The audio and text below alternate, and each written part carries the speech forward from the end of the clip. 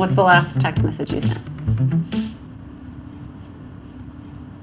Like heart smileys to my parents.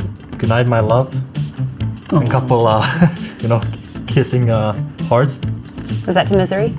Last text message. Probably not for camera. Can you paraphrase? I texted my mom.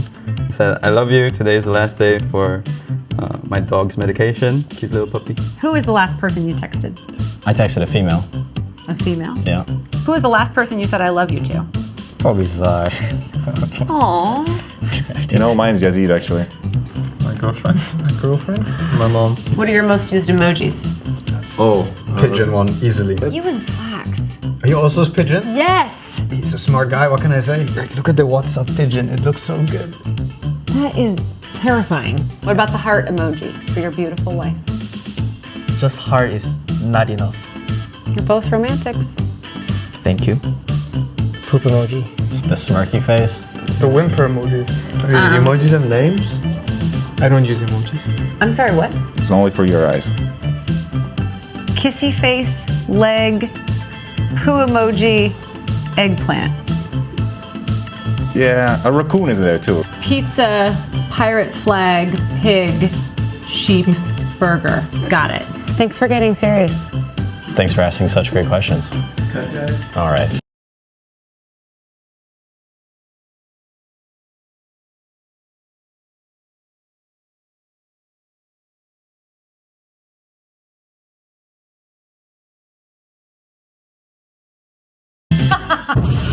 All right, so I kind of figured we would just be having fun with it, but I think we all learned a lot about these guys just from the emoji question, don't you think?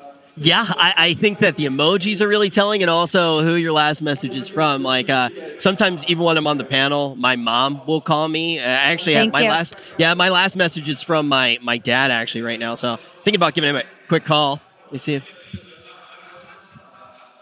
Yeah. Hey, Dad. Hello, son? Yeah.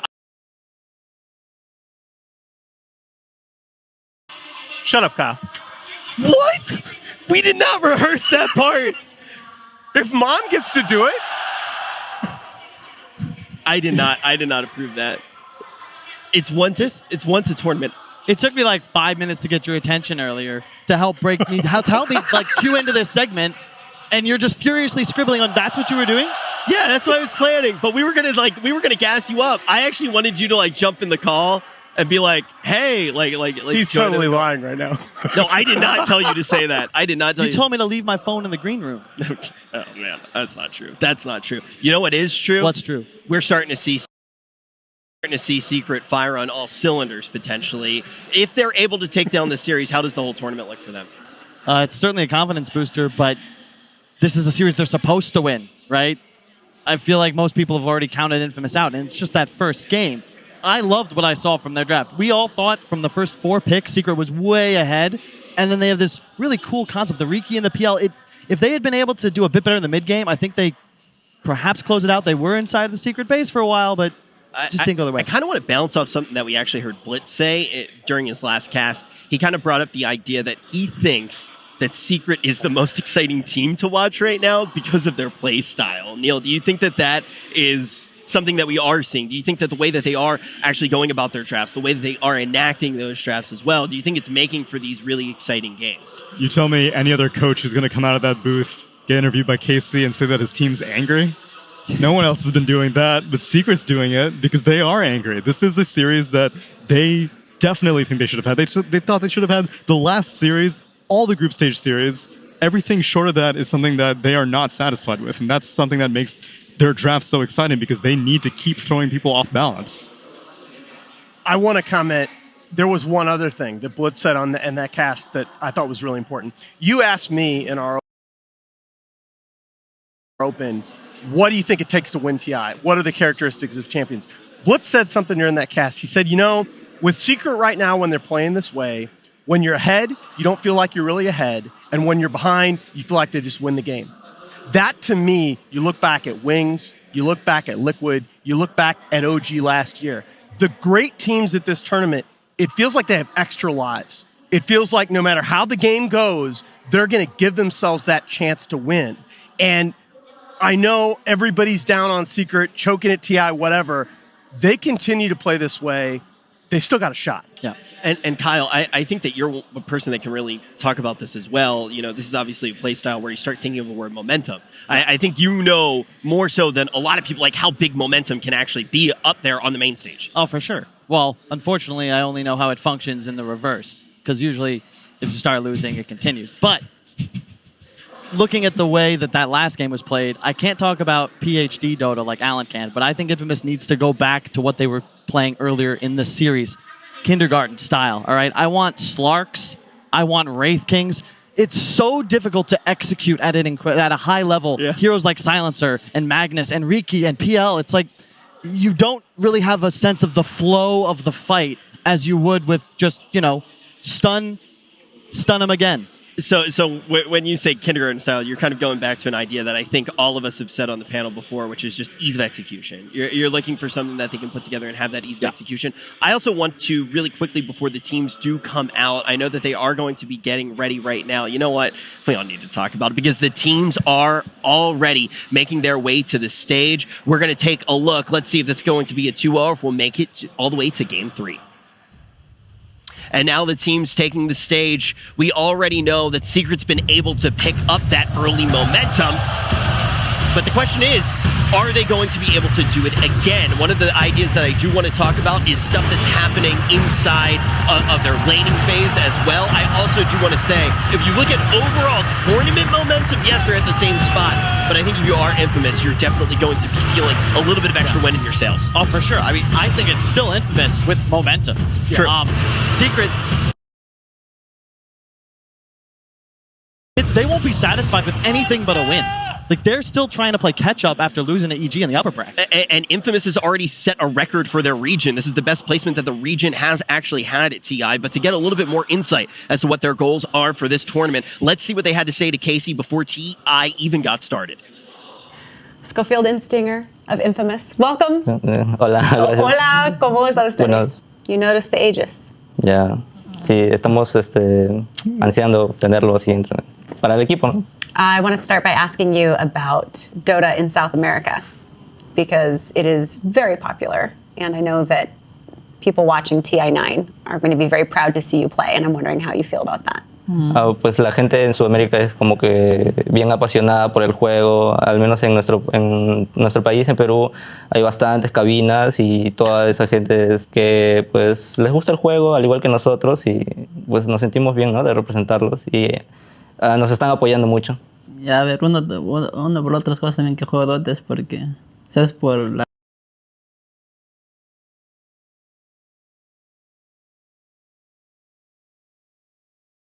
gente, por los fans, o sea, me gusta representarlos. How long have the two of you played together? 3 meses. ¿Solamente 3 meses? 2 meses, pero nos conocemos también antes. Estuvimos en el Infamous, que estuvo en el DPC del 2017 al 2018. Y ahí jugamos también como que unos 5 meses, más o menos. No one on your team has experienced TI before. So what do you expect?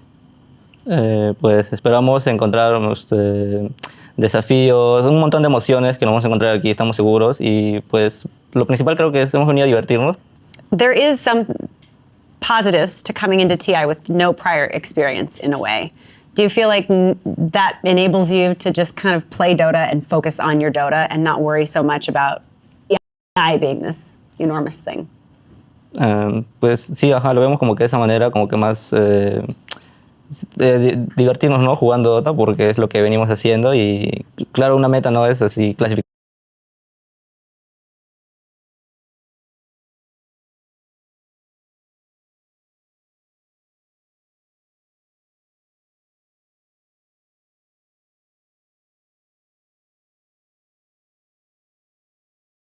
Dota 2 scene can grow? Para que crezca la escena pro, y yo creo que sería aumentar, no sé, los torneos para equipos tier 2, ¿no?, de allá, para que los equipos se esfuercen más, para que haya más equipos. But you can still win. Anything can happen at TI. You've earned your spot here before we start group stage as one of the top 18 teams. Are there any other players here that you're really excited to meet that you've maybe watched in previous TIs? En personal, como que ya los he visto, ¿no? Antes, entonces sí es bueno verlos de nuevo, ver alguna especie de química que tienen otros equipos interesantes, como por ejemplo, no sé, a mí me gusta la vibra que tiene Liquid, por ejemplo. O sea, yo cuando jugué Dota no conocía que había buenos jugadores, o sea, jugaba Dota y simplemente porque era un juego nada más y crecí jugando Dota sin saber, sin admirar a nadie, o sea, simplemente jugaba y ya, se puede decir. O sea, no es que desprecio, no son buenos, ¿no? Pero igual no lo veo eso, simplemente juego. Muchas gracias. Gracias. Buenas suerte. Gracias. No hay más preguntas. Quiero más preguntas. Now, we keep talking about the achievements that these guys already have at TI and what they've done for their region, but I think one of the other things we do need to look at is this is just flat out the youngest team we have in this tournament. You hear a little bit in the interview that they're saying, hey, look, like we didn't necessarily grow up idolizing certain players. Yeah. But I do want to, and Kyle, you're the one who can answer this the best because you've beaten some Alien Lane before. That's true. Now he admitted it on the bus. Is that why? It was like if you're in a moment like that, and you're playing against a player who has like all of these big moments, is that something that's going through your head? That's something that we do need to be thinking about as we start looking at these teams right now in the next game. Infamous versus Team Secret. Game 2. Team Secret have continued their lower bracket run, up 1-0 against Infamous, the South American hope. What are we expecting to see Infamous change up now that they're down a game? I was listening to what Kyle said, and I mean, Wraith King. You just go with the opposite, first right? ban. Yeah, kind of. I mean, Wraith King was first ban, so you can't really go back to that. And that Slark, I don't think you can ninth pick a Slark into like having a 10th open pick, right? So that happened. They did that once in the group stage. I think against RNG, they got 10th pick Shadow Fiended. Yeah. He got solo killed mid, and they lost in 14 minutes. Exactly, and that's why I think a hero like Ricky, right? There's not.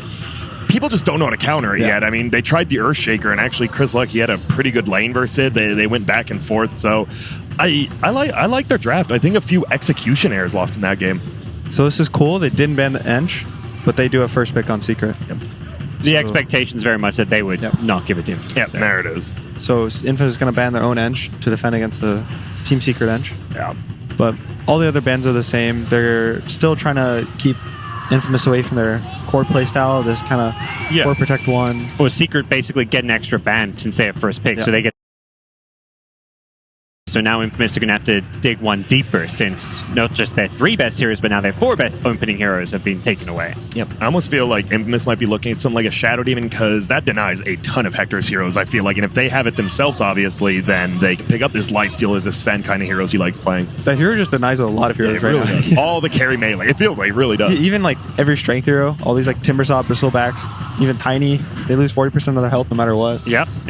And God, you were on time now. This hero like should be getting banned, but like where do you put it in? Like obviously they think, I mean, maybe instead of the Omni or something, but obviously you're scared. The thing, Tiny, you don't know where it's going to go. The flexibility that they can run it mid, offlane, or even 4 position, it's just so hard to play against. And when he gets that Axe timing, Tree Volley is just an insane spell right now. Yeah, even as a 4, we've seen how much we can do this tournament. Yeah, you can still farm an Ag Scepter as a 4. These games are dragging. You're going to get your Blink into... You can just go Blink into Ags and then get the Echo Saber afterwards. There's so much room for this hero to get farmed. And there it is. I like it.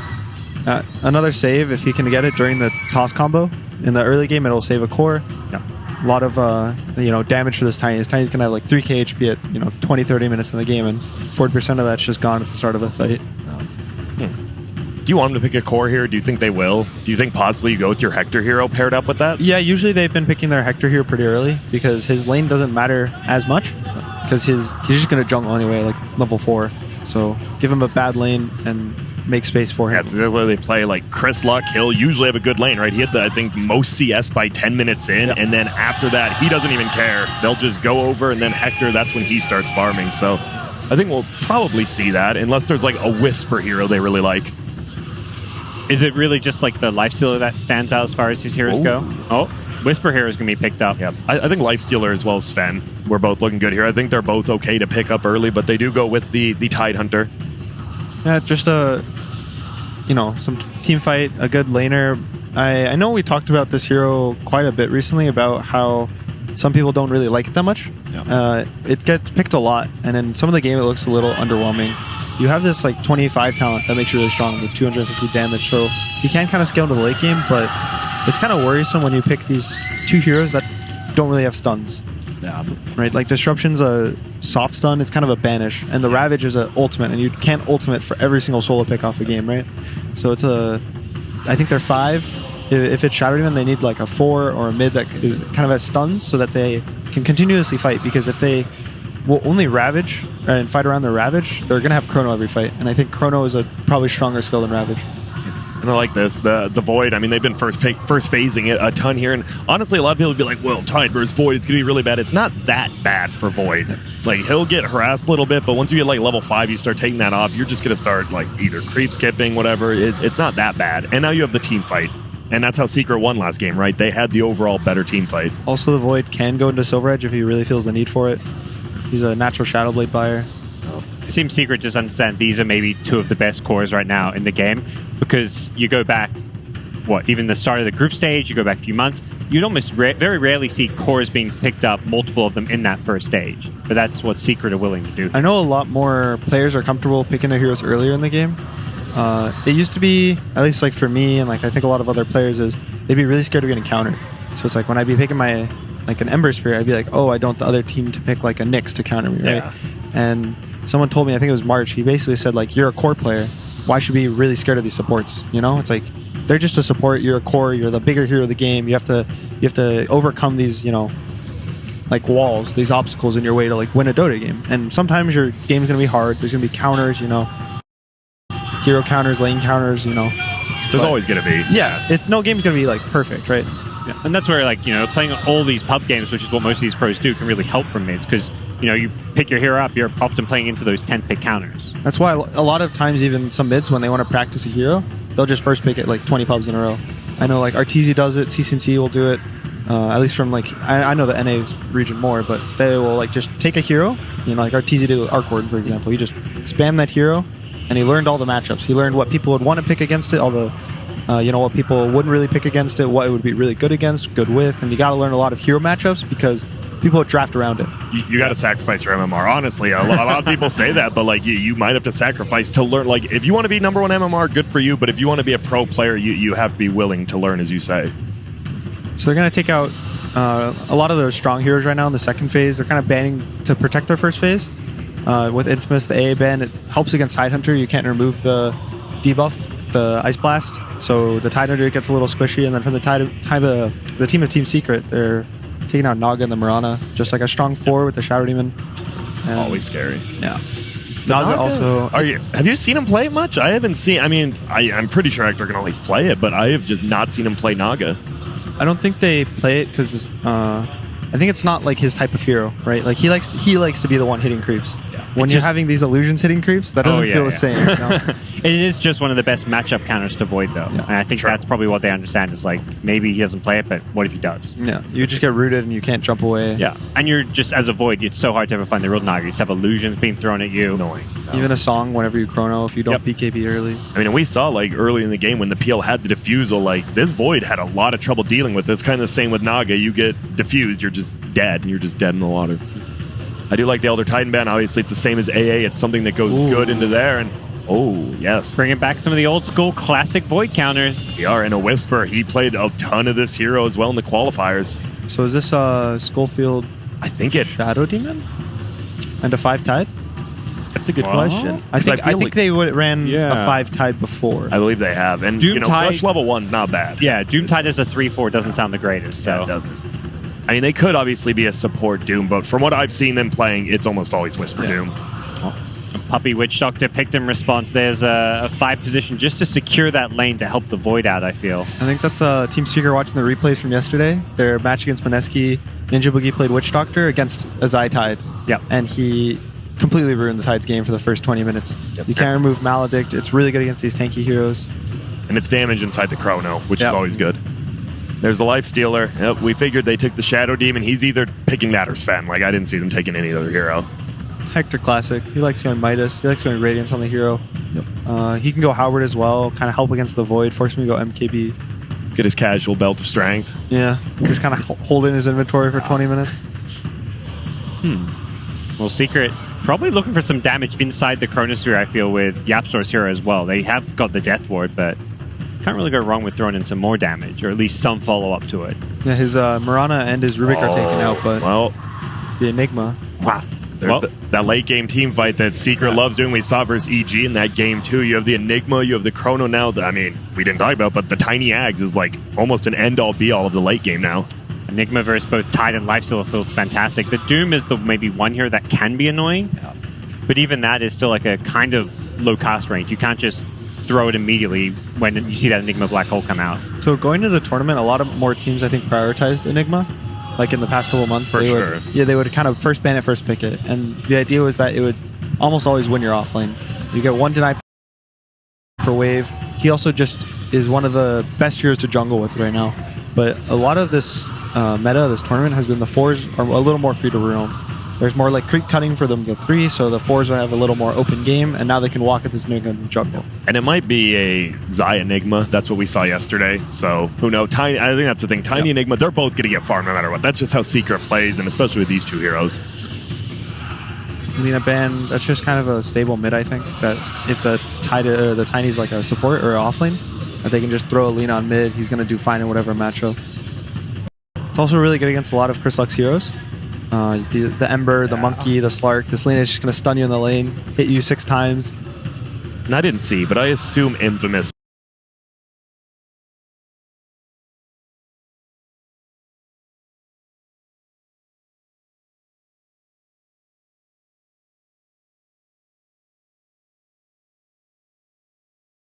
pick. I think for a team like them, getting that last pick for Chris Luck, like he is the most momentum-based mid player, it feels like.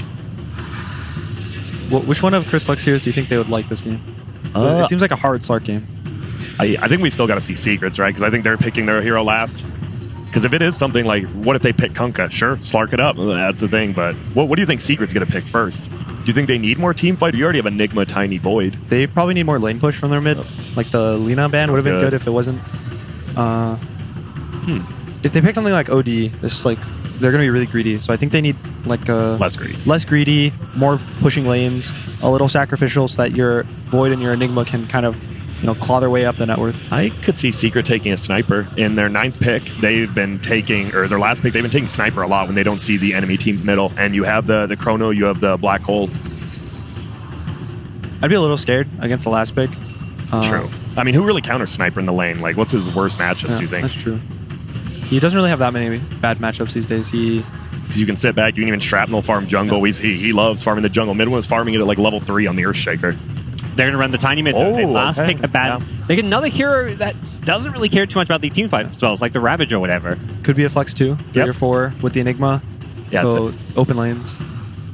I think it'll probably be a 4 Enigma and Zai on that Abba. Yeah. You got Tower push now as well, because they were actually kind of missing a little bit of it besides the Enigma. It lanes really well against Lifestealer. He won't have open wounds for the chase, so if he ever gets open wounds, your shield or removes it, he'll be able to walk away. All right, you're the mid player, Gunner. You know it's going to be a Tiny mid, not much roaming potential. Who are you asking for?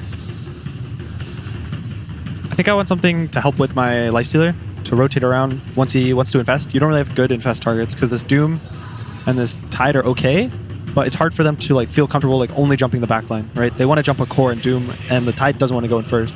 So something that's comfortable jumping the backline with the Lifestealer, like a Storm or an Ember type hero, I think is kind of them. Hey, it's the Storm. Because I was going to be like, we don't see him play it that much, and here it is. They need something that scales. They just had Lifestealer with Tide, Doom, and team fight heroes, but no damage. And that's where Storm gives them another late game option.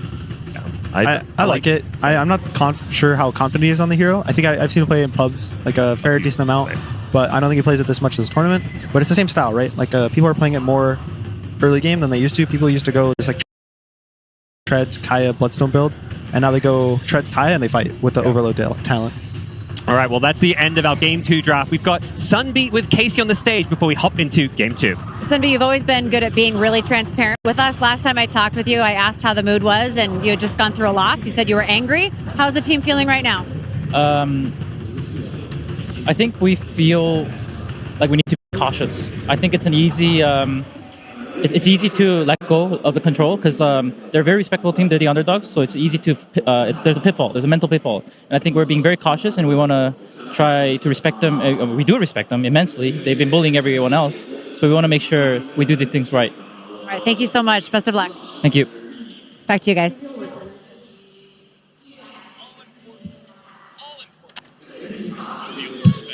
Yes, it is so important to be able to respect your opponents, as this is going to be quite the series that we have. You saw that Sunbi respected the hell out of him. Yeah. He was very worried about that, and that's why we also saw the 45k gold lead. Oh, yeah. Where they just don't go for the high ground. They just built it up more and more and more. You could see the Team Secret, they respect the hell out of Infamous, and they're not going to let them get an opportunity back into this game. We'll see if they can close out the series, though. 2-0. We're going to tie it up going into Game 2. Secret versus Infamous, and they're going to go for their Lifestealer Storm Spirit. This is a combo blitz that we saw before. We casted one of their games to the group stage, and one of the interesting things about it, they just don't really seem to use the Infest Bomb a whole lot. I'm going to be real here. Hector is like the most one-purpose man I've ever seen in my entire life. I've never seen somebody that has just said to himself, you know what, I'm going to use this Infest purely for farm. They did one Infest Bomb the entire game with a Storm Spirit. But anybody that picks Storm Lifestealer automatically goes up in my books. I will love you for doing it. Whenever I see Storm at a TI, it makes me happy, Cap. I thought you said you wanted to see Storm lose. Oh, no. At a TI I think he's certainly going to lose because he's bad. But okay. It still makes me happy. Really pushing that narrative that Storm needs more buffs, huh? Yeah. 30 seconds. Let's see how Infamous fares this time. I think Game 1's narrative was really interesting, right? That Secret did give up a lot of the mid-game to Infamous. Infamous, dominated that period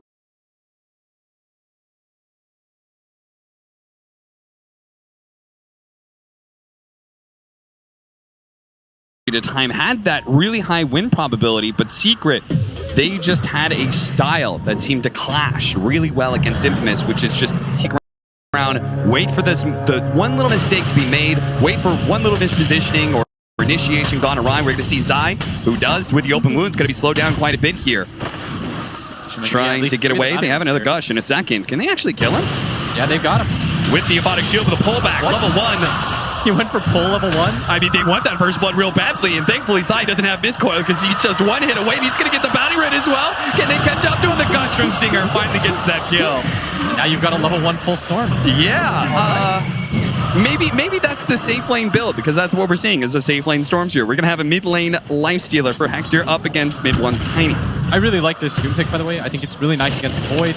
I've been waiting for teams to pick something against the Void. You need either some way to disable him, or you need some sort of hard save. We saw what a hard save looks like in that game where Liquid had to play against that Tiny. Maybe not the best solution for Volley, but if you could run at this combination, keep you from getting chronoed, maybe that's the way to deal with it. That's Infamous's hard read anyways, as they give it up again, Cap. Yeah, they actually have the save from Shadow Demon. They've got the hard disable of the Doom. They've got the initiation and the burst potential of the Storm Spirit plus Lifestealer. They seem to have every single answer you would want against a Faceless Void, but Secret do have answers in return. As we're going to see Puppey finally show himself in the bottom lane, trying to get some damage on Schofield, but he isn't scared. You know what's funny? I think that Tree Volley is straight up one of the best things in the game right now, if not the best mechanic. And it's kind of wild because for a while everyone just thought it was terrible. Yeah. But the fact that it also applies the Echo Saber hits, it's such an easy way to fight. It just turns Tiny into some sort of range gyro. Zai gets away into the trees. They're both going to pop their healing salves. Win for the early pickup of the Mist of Avernus. Now Schofield's in trouble as the bash comes out from Nisha. And he finishes him off before the disruption can go out, evening out the kill score. So something interesting that we noticed about Secret, and the reason why I was so confident that they were going to end up winning that game despite what it looked like, is because I think they have this principle established now for TI. Normally what you do when you come to events like this is you think of an idea and you sort of hold strong to it. It seems like they're going for sort of like that old EG TI5 style. Pick something that can go through BKBs, so you're always dangerous to go high ground against, and then just ride out the game, wait it out. Because I think Secret have been in so many mega creep situations, or having 2 racks up or 2 racks down, where it doesn't actually matter, that it doesn't feel like they want to commit for those racks anymore. Yep. And it doesn't really feel like they mind losing one set anymore. either. As long as they can win the team fight at some point. As long as you're not getting straight up megged and held in your base, which is why when they were behind by 45k, or when they were up by 45k, they still weren't able to go high ground. Yeah. They said to themselves, like, this is the easiest way, especially with the XP change, for you to just straight up lose the game. Zai picks up the early miscoil finally and does manage to get himself a deny. But yeah, I see exactly what you're talking about. They basically said to themselves, Infamous were in this position. They tried to go high ground too early. And they lost. Through the game. We're not going to do the same thing. And I feel like Secret's probably one of those teams who uses buybacks really well, and that's part of the reason they're able to make these sort of high ground defenses. Maybe a good read on what heroes can be sacrificed to force out an initiation. They're going to try and go for Zai again here. Chris Luck gets a little bit more of a slow. The anchor smash is not quite enough. Zai is going to be able to get off the aphotic shield. Does have a miscoil prepared, so if Stinger brings him low but doesn't actually finish him, Zai will get another deny. He's going to try and burrow his way through the trees. He's getting that slow regen up as well. Stinger gush him once, hit him with the anchor smash. Aphotic shield immediately comes out, and Zai should be fine now. Still not having the ideal lane that he wants. Certainly not. Not as it comes at the benefit of Yapzor, who's going to be playing that forward position Enigma. The body blocking here, they're really recommitting to killing Zai. The aphotic shield goes down, but there's the pull from Chris Luck. He's going to turn and try and actually kill Chris Luck in return, trying to get the deny, simultaneously going for the kill, but Zai misses both. I'm not entirely sure how worth that is, because Yapzor just got like two waves under the tower and he's already level 3 with arcane boots. And Yapzor is actually going to try and kill Chris Luck here. He does have Malefice. He's going to hold it for the time being. He's got the boots advantage as well, but Chris Luck is so tanky with the Ring of Bacillus. Yeah, Storm naturally has quite a lot of armor to him. But I do think that's the principle that Secret is going to ride for this TI. Yeah. Hold high ground. Don't ever go for high ground yourself unless you're overwhelmingly ahead. And even then, they're playing it so cautious. They've got an SD on their team last game that enabled them to do that. So let's talk about what Infamous needs to do to be able to break that kind of style. That very reserved bend, don't break is a term that you frequently use for these kind of styles, right? Just letting the enemy crash into you over and over again. And at some point in time, you're going to break them defensively, and then you maintain control of the map. Like, I'd like to see Infamous be a lot more patient. Okay. Going for Rax. This is quite the man fight between Maledicts and the Shadow Poison. Both have damage options that build up over time, but it looks like Schofield's the one to be able to back down. But top lane, the rotation for mid one, killing Chris Luck. And now Zai trying to chase down Stinger. Yapzor in mid one is going to join him here. An early rotation secures the bounding room, but also gets 2 kills in the top lane. These are the kind of rotations that we got really used to seeing from mid one throughout the DPC. These really aggressive moves into the side lanes where he doesn't really care how his mid lane's going as long as he's helping that out. But I think the way to deal with it is either you out-greet them and force them into a position where they actually have to make the move. So give yourself the best late game possible. Yeah. I think that's one really good way to deal with Secret. And the second really good way to deal with Secret, I think, is the OG principle of hit a timing and then just non-stop control the map. Don't let them ever leave the base. Set up aggressive wards. Allow Topson to scour out your jungle. Make it really hard for them to ever leave. So the first one sounds like an EG principle, but the second one, that sounds a little bit more like Infamous's alley. I mean, we've talked about how they can be so aggressive and so good at being able to outplay any teams here, that if they can hit that kind of time with just control. Zai maybe falling here, tries to go for the miscoil, but you could see Infamous were canceling their attacks, trying to force out that miscoil and secure the kill rather than the deny. Now they might be able to get Yapzor as well. He instantly TPs away, though, after the only stun that they had. So the question then, Whisper getting gone on at bottom, is Maledicted. Oh, and he gets the bash! Nisha twice now has gotten just the perfectly timed bash to claim a kill. The question is, do you think Infamous has the better late game? Because that style works when you think you have the better late game. Yeah. And, well, that question's up your alley then. Do they have the better late game? They have answers to Void. I think if they're up like 10k, their lineup is actually really sick. Okay. That's when I'd feel comfortable calling them. Because I think Doom is going to be a really good hero in this game potentially. But his laning phase isn't the easiest in this bottom lane, and Abaddon is such a good hero against him just because he's able to constantly throw out the aphotic shield, the miscoil, keep people alive. Because when you use Doom, you want it to be a finishing spell. It doesn't feel good to just use it to get somebody out of a team fight. Dude, look at this. Minwan's using his illusions to try and get more and more chip damage on this offlane tower. Secret very clearly have this idea that this early tower damage matters. Nisha did it in the first game, and now we see Midwan do it as well. It is going to push up the lane to Whisper, which is why Mid-1 wants to get aggressive here. Maybe even try to set something up. But Whisper going to pop this Scorched Earth, bring the creep wave back a little bit. And they're going to concede that first tower of the game. Yeah, that 1-1-4 build. Maxed out tree throw. That is deadly. Yeah. And what's so scary about this combo, the Spaceless Void Tiny combo, is you know at some point they'll get it off. And that's going to be sure death for anybody. Infamous this time around, though, they do have two things that I really felt like they needed. One is a way to deal with the Void, and two is some sort of hard save against a Tree Volley, which is the Shadow Demon. Chronosphere, they killed Whisper before they are going to be able to get back. Shift their bash, Nisha! What are these procs? Can the Schofield actually save me? He does have the disruption. One of the Maledict procs is actually going to be taken down, but he gets another bash! Nisha! This guy, he just keeps on bullying poor Whisper, and the luck is on his side. 3 levels of time lock, but nice rotation from Schofield. What I'd like to see is maybe even a rotation down towards that bottom lane with the Doom. Okay. Hector already has the Midas. Hector's game has been sick. Well, he's going to need to return back to lane. The Paralyzing Cast doesn't bounce and hit the Lifestealer in time. Hector does manage to get up to that top lane and collect all that farm. There's like this small contingent of Infamous fans that are just super hype, cheering them as they get into the booth.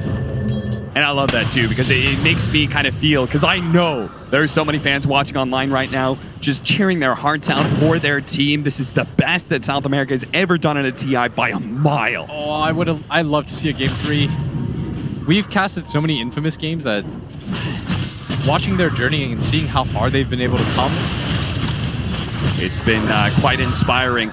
But Secret, they're just mowing down towers right now. Mid-1 has made 2 different side lane rotations that have, in the end, resulted in towers falling. Now the team is going to join him in the mid lane, where Zai, with that early level of the Curse of Avernus, helps them chip away at it. And Infamous just not really capable of fighting yet, because they've got a 5-position Tidehunter, so no Ravage up yet. He's going to have to wait until the Tome spawns. I think what they learned about last game, zip in, they're going to be able to pull back into the mid lane, trying to go for Puppy, but Mid-1 with that Invis Root, he just be able to get the toss up, and Chris Luck, there's just not enough damage out from that toss combo with the maxed out tree throw. So still surprised that he decided to go for that, though. Yeah. That's not an easy kill with the amount of farm and levels that you have.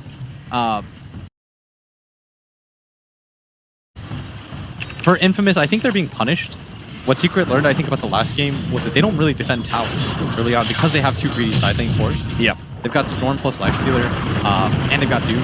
It's hard for these heroes to fight without having to farm first. Oh, Chris Luck just blew so much of his mana. Mid-1 forced him to use that, and that's where Puppy strikes. As he comes down from the high ground, catches him with the Paralyzing Cast, and Chris Luck does fall. And Chris Luck, and you love that cockiness from him. It's sort of what gives him his strength, but yeah, at the same time, it'll cost him his life. And it's costing him his net worth, too. He is 2nd in CS, but he's down at 6th in net worth. Yeah, even behind Yapsor. Jump on a Hector. He does have the rage, but they do have the Black Hole in return with a Death Ward. All that physical damage and the hole through that magic immunity is good enough to get the kill. That is the top net worth hero in the game, Fall. He absolutely did not expect to die like that. Now trying to chase down bottom lane, Zai. Holding on to his skill point here, ready to level borrow time when needed. Nisha's going to show up, does have the Chronosphere, but he's going to try and get Stinger without using that big team fight ability. It looks like he's got him too. These bashes are just always on time. Chris Luck over the mid is actually going to be able to get the kill on a Mid-1 as the rotation comes out. Now can he chase down Yapsor? The loser spray. Find him. He spots him. He has the mana, and he's going to be able to pull him back. Whisper. Don't need to use the Doom, my friend. Chris Luck is pulling all the heat right now. Nice. And that aggression finally pays off for him. This is what they need out of Chris Luck. He needs to sort of go for that playstyle where he just doesn't care, runs in, tries to create space for Hector. This is what I meant by their 1 and 2 players have so much synergy. Hector already knows that he needs space. Chris Luck reads the same thing, says, I just have to go in. You can't play Storm like a 1 position, which I think a lot of people like to. But in a game like this, you have to front face for your other cores. And in some of the group stage matches, it was Whisper who had to take on that role of just fearlessly diving in, like his off-lane Tusk game. That was the most suicidal Tusk I've ever seen, but he was just constantly trying to create that space. Here in the playoff games, it seems like they've been giving Whisper a little bit more scaling, a little bit better situations. And it's Chris Luck who's had to do all the diving. Stinger is going to throw out the Ravage. Doesn't manage to nail 3, but he will fall into the Maledict here, trying to execute Puppey with the Bodic Shield plus Miscoil.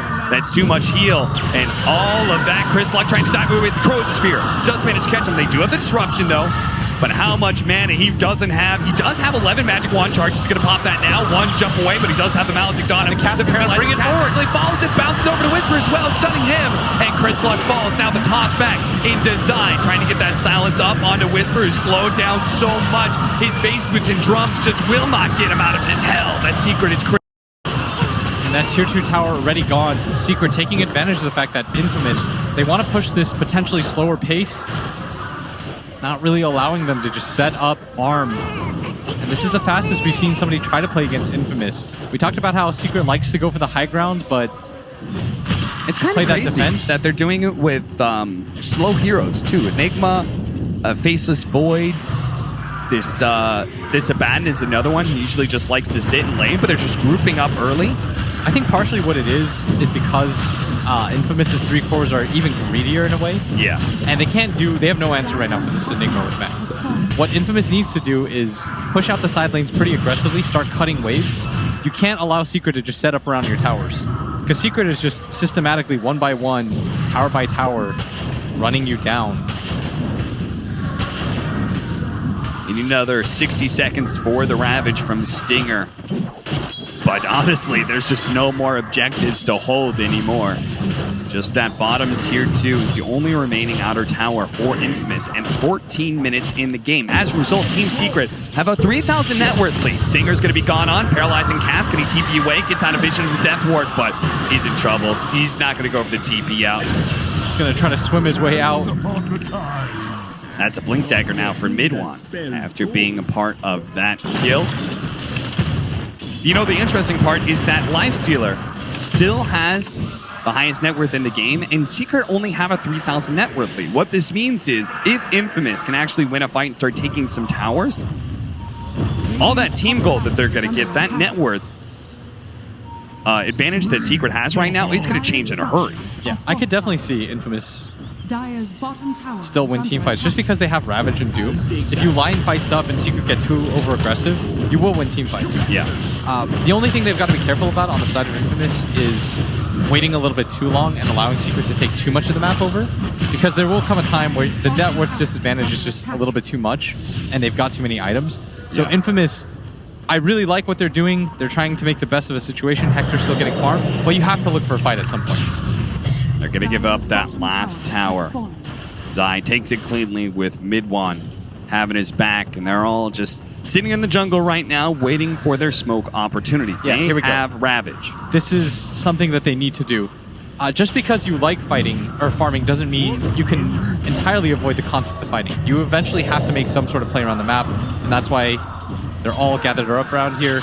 They don't break the smoke real aggressive on the tier 2. They're going to go wrap all the way around. The Yapsor is going to get spotted now. Should be slowed down. The 3-man up the black hole. They need a disruption, but they know. Oh, now the Chronosphere actually lock another 3. Schofield, he's going to be caught here. Looks like he's going to be dying inside that Chronosphere. Yapsor with the mech is actually still staying alive. They throw out the Ravage, but it doesn't actually hit Yapsor. Is he getting out of here? The Maledict being used. Hector has a range up in 1 second's time, but now all of Secret is here, and they just got to use everything they have to be able to retreat. Stinger's going to get caught inside the trees. Hector trying to get away, finally blows that Ravage to be able to dodge the avalanche back over to Stinger, who's going to fall.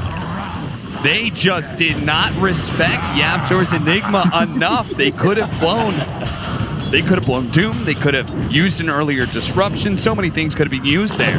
Problematic thing was that Schofield ran away from the fight, thinking they had him for sure, but he actually needed to be in position to disruption. If he's able to get that off, maybe that fight goes a lot cleaner, but it was the idea that he wanted to look for more after.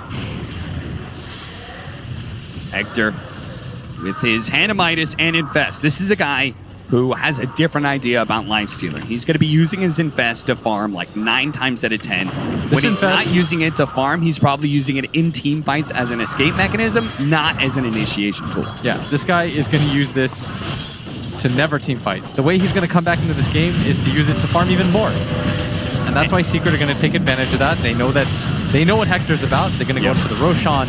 And it's in fact going to be Infamous that now has to potentially learn how to hold high ground at this early state.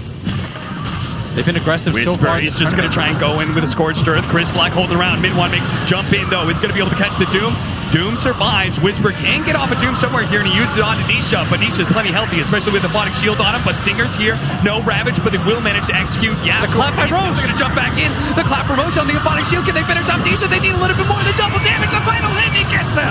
Whisper finishes him off. Now Singer trying to hide from the Death Ward, but everyone from Infamous has thrown their lives into this fight to slow down Team Secret. It's gonna cost them 4 here. Schofield will take a little time, but eventually he does fall to Zai. That entire time, Hector was farming. He is so close to his Radiance, but Roshan is so close to dying in Team Secret. Look at this, they know that he's used the Rage to farm Whisper in this area, mid-1, looking for more, but they're gonna run into Whisper first. He's there to help guide Hector. The Radiance is on its way. They're so close to being really strong right now. If they could just stall out Secret for a little longer. This would be sick if they could get the Aegis themselves. It's so low, just at about 2,000 HP. Infamous should know about this. They walked into the pit to see it. That's why Secret is still holding this area, but they don't have the Black Hole. They now have the Ravage, but he needs to be able to get it off. Stinger, he will be able to get away from that initiation from mid-1 into the back line. Oh, the Chrono Sphere doesn't jump far enough. Chris Luck saved by the disruption, though. He'll be okay. Stinger limps away at just a little bit of HP mid-1. He's going to be gone off by Hector, being burned out by the Radiance, and now on the high ground, Chris Luck is ready to make his reinitiation with Whisper, sandwiching him from behind. This looks good for Infamous. Infamous, can they actually win this one? The buybacks are coming in. Can they finish off these heroes before the paralyzing cast? Chris Luck jumps away again. He managed to get back, but they hold. They don't want to go into the tier 1s. They don't get too ahead of themselves. They know they forced so many buybacks out of Secret. They need to play a little bit scared. They're going to leave Schofield behind here. Roshan, the bigger goal right now. They know they're going in for the Roshan. But can they actually get inside the pit? They've used so many abilities. Mid-1 chasing him away. Is Chris Luck going to do it? He's going to try and jump in. 3, 2, 1. Empty slot. Nope, can't get it. He's going to try and jump in the last second. Jumps into the high ground using all of his mana, but Stinger will be caught here. Infamous. They managed to force so many buybacks out of that, but in the end, Secret was so strong with those buybacks that they guaranteed Roche. That was not bad at all, though, from Infamous. No. They've demonstrated they can win team fights, especially when Secret. They don't have that Black Hole as a threat. And if you're put in a position where you have to solo Chrono the Storm Spirit, it makes it really easy for Schofield to get the save. Mid-1 did have to use the buyback. And Infamous only down 2k gold now. Their heroes are tanky, not easy to lock down, and you can see the seeds of how they can potentially win team fights. Oh yeah, I mean that fight was so close to really breaking Secret, and we talked about how if they do get broken, we're going to get Roshan for Infamous, we're going to turn that into towers, and all of a sudden, all this net worth that still is on the map, all these towers just represent little piggy banks that can be cracked open and giving gold to Infamous. That net worth is going to slide in their favor, and very rapidly, they could take full control of the game. What an interesting meta where everyone just saves their buyback now. Even cores, because they know they're about to take that fight. Instead of buying out your Ogre Axe or anything like that, you know, they're just going to hold on, wait in case they take a fight. Looking at Chris Luck right now, but Schofield's not too far away. They're trying to bait him. Infamous's position in that team fight was perfect. The way that they were able to corral and wrap around. You got Chris Luck on the high ground, 2 people marching in from the side. Saigon jumped. Not sure how much they want to commit to this hero that has the borrow time in from behind. They're going to go for Stinger, trying to force out the Ravage. They do manage to lock down him and Schofield, who's going for the disruption. The Absol threatening the black hole from the low ground. Disruption out, but Schofield's still dead. All the cores of Infamous will be able to get out, it seems, is mid-1. Trying to chase him, has a blink up in a second, but I just don't think Avalanche and maybe a toss back. It's going to be close, but Hector just making sure that mid-1 doesn't feel comfortable going for it. And we'll see what Secret ends up doing here. In the previous game, they were so cautious about trying to siege into the high ground. They do have a very low siege wagon. They can finish that off rather easily. Looks like Secret can't go for it just yet. Yeah, and it looks like they're going to hold strong to that idea that they have about Dota. Just back out, continue to try to control the map. Don't have to go high ground until you get wiped. Yeah. But with such elusive heroes like the Storm Spirit, it's hard to keep those side lanes pushed in. It's hard to deny that farm away from a hero like Storm. And I think they know he's forced a rotation. That's why Chris Luck's going to be able to TP down to bottom. Trying to finish off Puppey here. It's so close. The TP does not go Nice off. infest. Good infest range from Hector. And he farms up yet again. This time it's a hero. That was one of those convenient things. Yeah. I think he was loath to use that infest there. Yeah. But it works. And now he is looking at an Assault Cuirass. Or maybe, no. Sorry, Heaven's Halberd. He's already got the Sanj. That would really help against this Faceless Void, who represents a lot of damage right now in these team fights because Nisha is so farmed with the full Mjolnir. That's good damage right now, but Infamous don't have the best way to deal with this Abaddon core. Yeah. See, the last time they tried to go for Zai, Zai wasn't scared at all. He's got the borrowed time. They don't have any way to break him and silence him. And the illusions are so good in these positions. Yeah. Just chasing down poor old Schofield. Lets out a little frustration in the all chat wheel. 22-10, approaching the 25-minute marker here. Secret still holding that 3,000 net worth lead they've had for most of the game. But this entire time, Hector, the big carry of Infamous, the one everybody's been talking about, he's been getting bigger and bigger. He's now got Radiance, Halberd, and he's sitting inside an Ancient Granite Golem. That's so hard for Secret to deal with right away. Nisha's going to try and lay his physical damage into it. Schofield breaks the smoke of Yapzor. Yapzor's going to try and jump forward. Mid one does manage to find the initiation first. Schofield dies. Whisper is now going to be chased down by Nisha. Singer positioning himself for the Ravage, ready to go. Holds onto it now. The Ravage actually not going to go off as he gets Chronosphered up, but Singer's also simultaneously not going to die until the last second. He finally gets it off. Controlling up some heroes, yes, but there is no fight to be had for Infamous. Yeah, you saw the creep come in for a second, and then he just backs out completely. Hector sees that this is a sinking ship. Chris Luck the instant. Glyph goes down. He tried to cut the creep wave. He does have a haste rune, so he's making the most of it. He has to make this sort of play. I really like it. It's gutsy, but they're so far behind, and they can't take fights right now. And that's the scary part for them. Yeah. They just don't have the team fight at this point. So Chris Luck, you've got to buy time for the rest of your team. I almost wish that Singer had held the Ravage. Because that fight was very clearly over. Yes. The Chronosphere being used, if he's still on Ravage right now, Infamous could be the ones playing on the offensive. Yeah, but by using the Ravage in that position, it makes it so you have to wait again.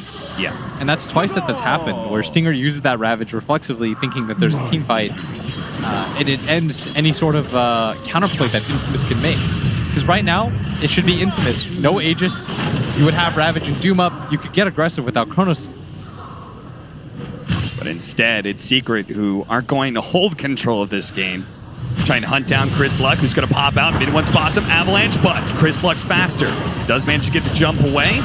Even if he's caught by the toss, he can still make a long enough jump. So almost intercepted him. Good thing that Chris Luck had the read to run into the trees with that ball lightning, rather than down the lane and try and farm up some creeps or something. Look at this. Secret immediately moving into the mid lane. They're going to be able to catch Whisper, toss him straight up in the air instead of back to the supports. Whisper does have the Crimson Guard. He's super tanky, but the Maledict's making him so much squishier, and he's going to take out. Now, the Black Hole being used on the Hector, immediately canceled, though, as a good disruption from the side. Got to go field his life, but at least he's able to get Hector out of that engagement. That's perfectly fine. Now you've traded the Shadow Demon for the cooldown of the Black Hole. That'll be worth it, and it coincides with the time that Ravage is going to come back up. Because Whisper didn't use Doom, he'll have that. Yeah. And this is the time I feel like you have to fight if you're Infamous. Now that there's no Black Hole, yes, there is Chrono, but you'll have Doom, you'll have Ravage. Hector, I guess you could wait for his AC, but timing-wise, it feels like this is one of the better times that they could fight. Plus, they have a DD on their Storm. We'll see if they're able to make the hold here. The BKB is coming in for the Faceless Void. Nisha has it now, so very important that Whisper does manage to get the Doom off on him, or maybe Yapzor. But Yapzor doesn't have the Black Hole, so I suppose he doesn't really make up much of a threat. No, not quite yet. But Secret continuing that philosophy of gaining enough ground, not going high ground, just trying to control the map.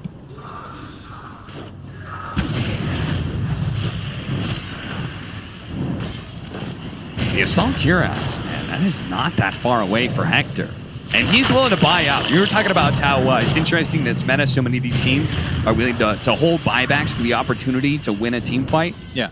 Infamous is like one of the few teams that doesn't seem to do that. Even in the late game, they just seem to buy out all the time. It's it's so endearing. Like that they're just willing to sort of treat it like a pub. Yeah. That's sort of what made them like my favorite team so far at this TI, because they just do things that no other team really does. Like where Hector refuses to use Infest to hop into any of his teammates to take fights. It just reminds you of like some core in your pub game. Like you're pinging him, and out of spite, he's using it to pop out of creeps. Okay, so he's got Heaven's Halberd and the evasion talent now on the Lifestealer. He just got seriously strong, but Infamous cannot afford any more pickoffs, and Stinger is going to run headlong into mid one. Tossed up in the air.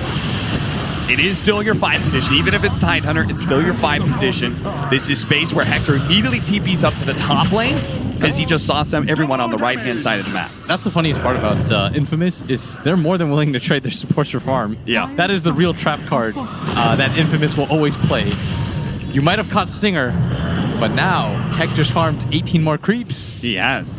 And that's something that I wish people appreciated more, and I should probably push too, is that the supports do die for him.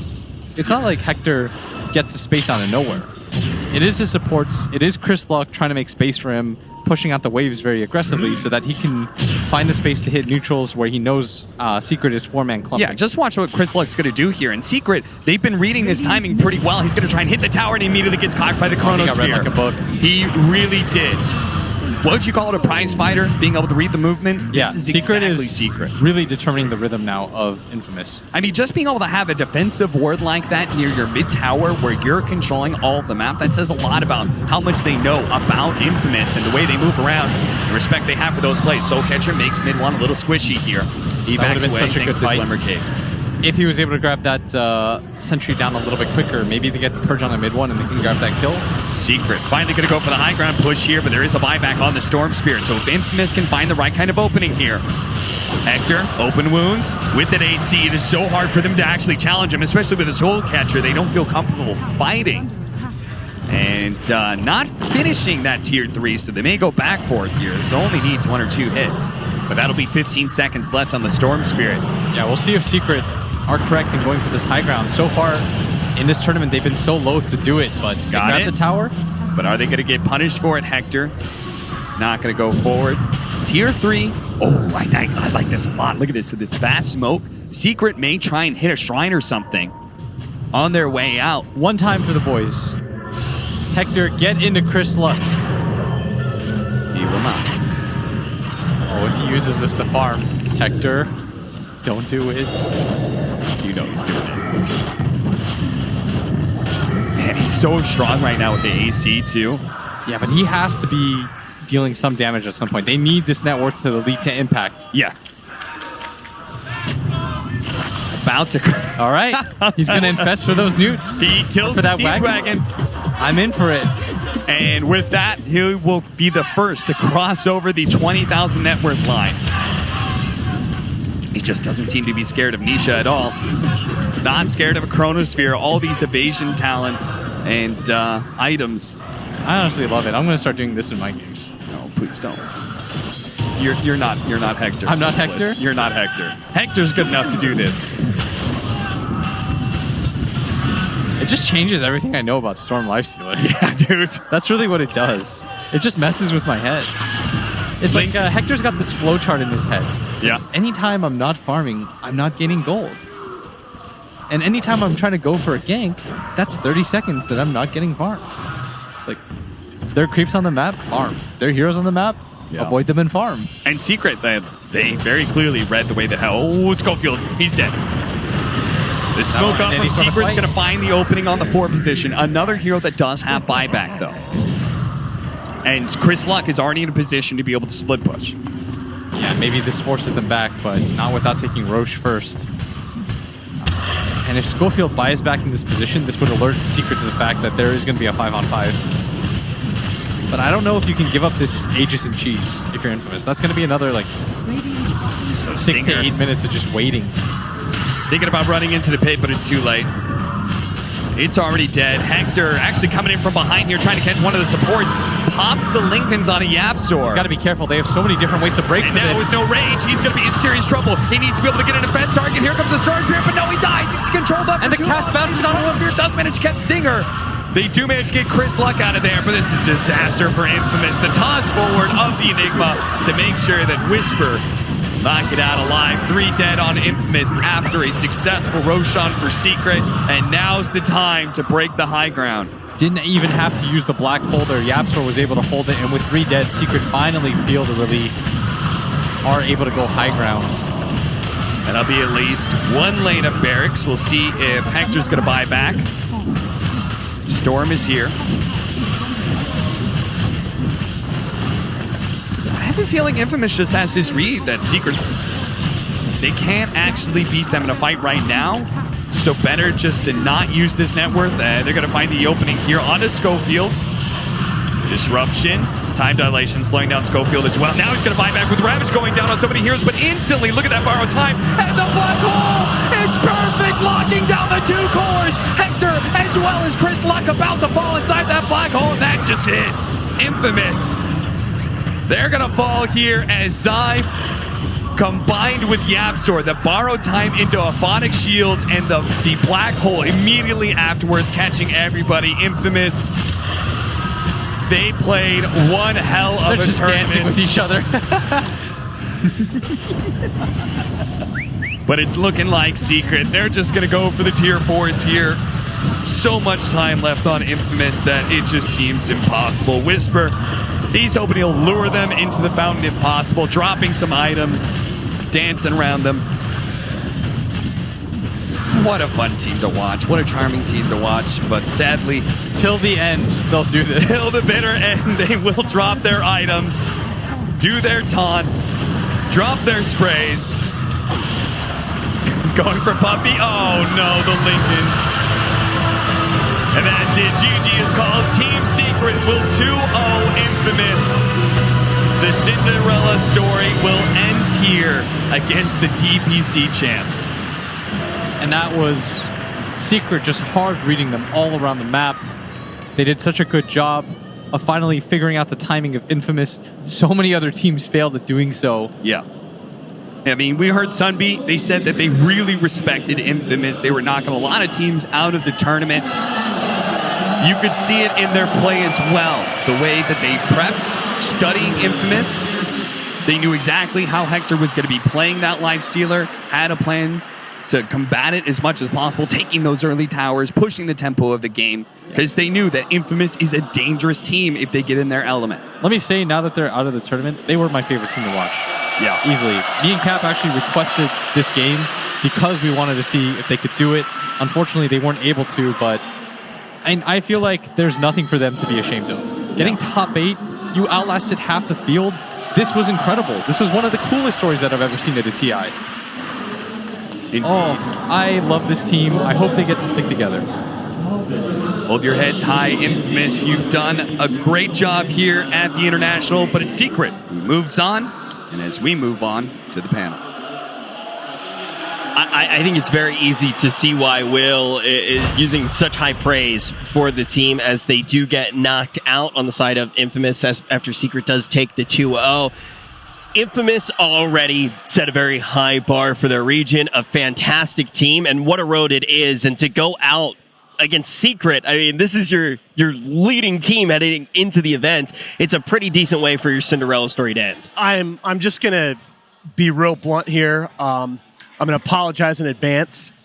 Everybody that's talking about how SA doesn't deserve a spot at these tournaments, questioning the talent level in that region, saying why do we have guaranteed SC slots at majors, you can all now shut the fuck up forever. This team was amazing at this event. Now he says it to chat. This man. Sorry. I'm glad you're sitting done. next to me right now and not us. SA haters, you're done. Where you at? Where you at? I'm sure they're in the chat right now still. But He's right, though. He's right. It's